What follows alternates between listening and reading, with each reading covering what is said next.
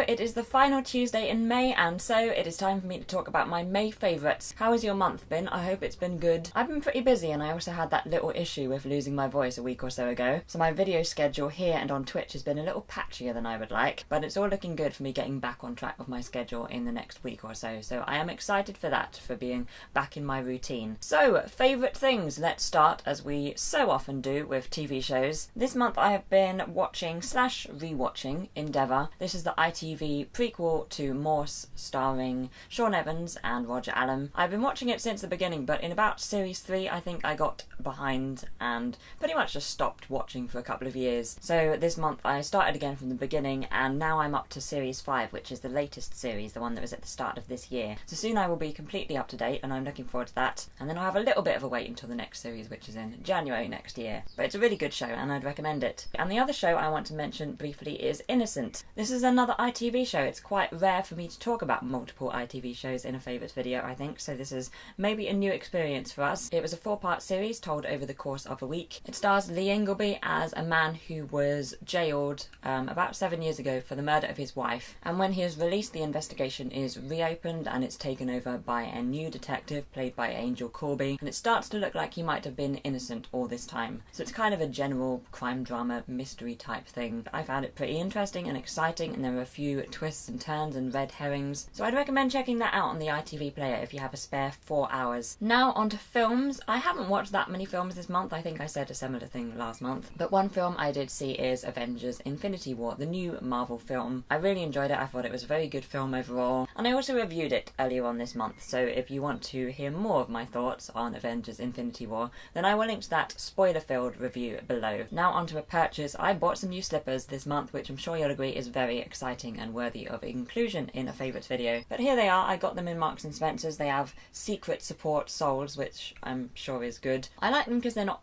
fluffy, so you know, I thought they'd be good for summer, and they're very sparkly, which I really like. I'm not sure if you could see that entirely on camera, but they're really sparkly. And finally for today, I'm going to talk about an app. This month the Hogwarts Mystery game was released. It's an RPG phone game. I've been playing it quite a lot. It's caused a little bit of frustration because you need energy to do things. You have a certain amount of energy. I currently have 28 as my maximum, and once you get to the bottom you can't do anything until your energy is replenished. And to do that you either have to wait. It takes 4 minutes to replenish 1 energy. You can also replenish about 7 or 8 energy bolts through tapping stuff in the game, or you can buy energy as well using gems, which you can buy for actual muggle money, or you also get gems for certain things in the game as well. So it's not really the sort of game that you could sit and play for a couple of hours unless you want to spend a lot of money, but I don't mind it so much because I just tend to be playing it in like 5-minute bursts a few times a day maybe. And it does actually add an element of strategy when I'm playing it like that, because the quests have time limits, so you have to think about how much energy you're going to need to complete the quests